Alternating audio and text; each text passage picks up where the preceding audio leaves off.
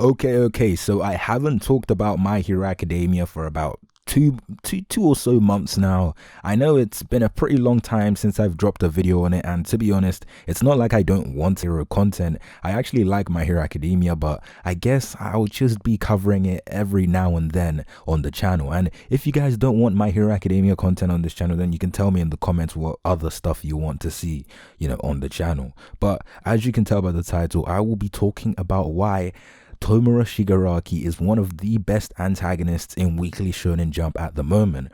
But before we do that, make sure you leave a like on the video because it helps out a lot more than you think. Also, a lot of people actually think Shigaraki is really overrated, and I hope after, this video, you may be a bit more convinced that, yeah, Shigaraki does kind of live up to his hype a little bit. But, as you progress through this video, you'll get, my full stance on where I see Shigaraki as an antagonist. So at the moment, there are many great antagonists in Weekly Shōnen Jump. For example, Suguru Geto and Sukuna, Mahito from Jujutsu Kaisen, Makima from Chainsaw Man, although, she is kind of dead right now in the manga, and finally, Shigaraki from My Hero Academia. Now, I know there are more, antagonists in Weekly Shōnen Jump, but that's besides the point because we're only focusing on one antagonist in this video, and that man is Tomura Shigaraki. Shigaraki is definitely a character that has had great development throughout, My Hero Academia.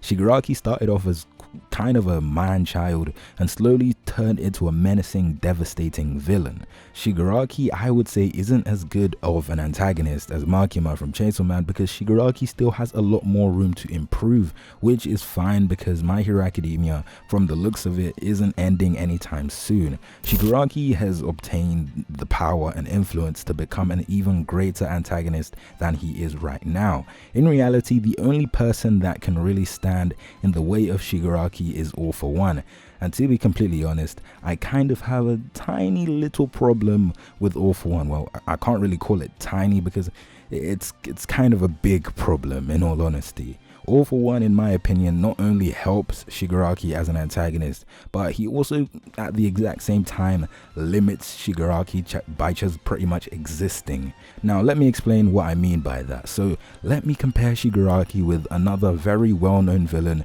in Weekly Shōnen Jump known as Makima. I see Makima as a superior villain or antagonist to Shigaraki due to the fact that Makima has complete control over pretty much everything and everyone in Chainsaw Man, and there's no one that can really rival her. She is a dominant figure in Chainsaw Man. Her power and authority is absolute and cannot be challenged. The only reason Makima died is because she wanted to be eaten by Chainsaw Man. She could have revived if she wanted to after, Denji killed her, but she wanted to be with Chainsaw Man or be eaten by him. So whether Makima quote unquote lost or won, in her eyes, she wins either way. That's the type of dominance Shigaraki at the moment lacks. And in all honesty, as I've said already in this video, All For One is pretty much the main reason that Shigaraki can't get to that next level when it comes to how good of an antagonist he can be. All For One by himself is definitely a solid villain that I feel like has kind of already peaked in a way in terms of how good of an antagonist he can be. All For One almost feels like he's had his own separate series in the past where he was in a similar place to where Shigaraki is right now, but the only difference is Shigaraki has more potential to be even greater than what All For One was. All For One is almost like a double-edged sword. All For One has the potential to make Shigaraki an even greater villain, but he can also lead to Shigaraki not reaching his full potential. In all honesty, it comes down to Horikoshi's narrative decisions going forwards. I would prefer Horikoshi to take All For One out of the picture in a way that strengthens Shigaraki's convictions and motives even further.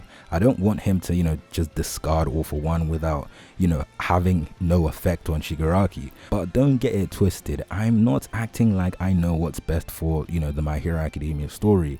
I'm not the one that writes My Hero Academia. I'm not the professional here. It's Horikoshi. However, as I was saying, at the moment, Shigaraki is a good antagonist, but definitely has room to improve. And I know it's hard for Shigaraki to have quote-unquote absolute control like Makima. You know, it's just due to the nature of My Hero, which is essentially good versus evil, and obviously in the end the good side, which are the heroes, will win.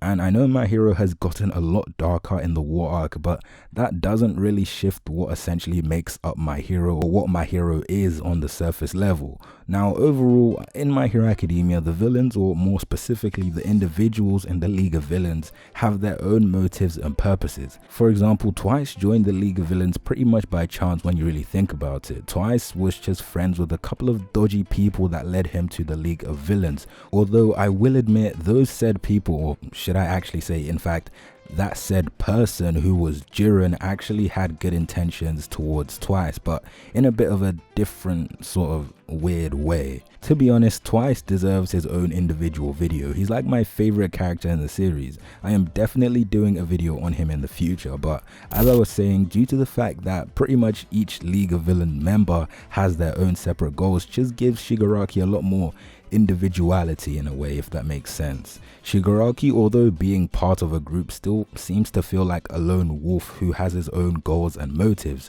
which again just makes him an even better villain or antagonist in my eyes. This aspect of the League is probably what I love, you know, the most about them, but at the exact same time the League still feels like a big semi-dysfunctional family. To be fair, the main thing that brought them together was Stain, and I also feel like the glue of the team, which was Twice, also kept them closer than any other villain group. And now that Twice is gone, it may symbolize that Shigaraki might separate from the League and, you know, go solo, or maybe I'm just overthinking. I honestly don't know, but overall I do believe Shigaraki currently is one of the best antagonists in Weekly Shōnen Jump, which to be honest is quite a great achievement, but he definitely can be better, and I believe in the future chapters we will see exactly that. But that's pretty much it for this video. If you liked the video, make sure you leave a like and subscribe with notifications turned on and set to all, and apart from that I will see you in my next video.